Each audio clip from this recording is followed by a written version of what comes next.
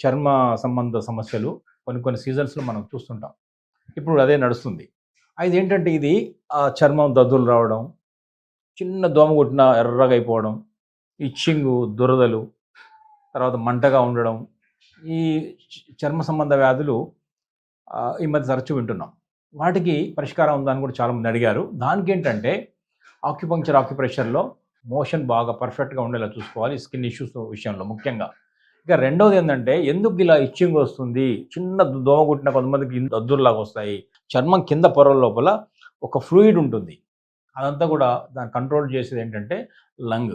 Dry స్కిన్‌గా మారింది అంటే itching start అవుతుంది. ఇది మొదటి మెట్టు. డ్రై స్కిన్ అంటే ఇచ్చింగ్ అని అర్థం. ఇచ్చింగ్ వచ్చినప్పుడు మీరు ఏం చేస్తారంటే, ఒక అద్భుతమైన పాయింట్ ఉంది. ఇమ్మీడియేట్‌గా తగ్గుతుంది. చూపుడు వేలు. ఈ చూపుడు వేలులో 1, 2, మూడవ జాయింట్. మూడవ జాయింట్‌లో చూసారా? ఈ 2 చేతులు ఇప్పుడు ఇలా అనగానే నాకు కనెక్ట్ అయిపోతుంది.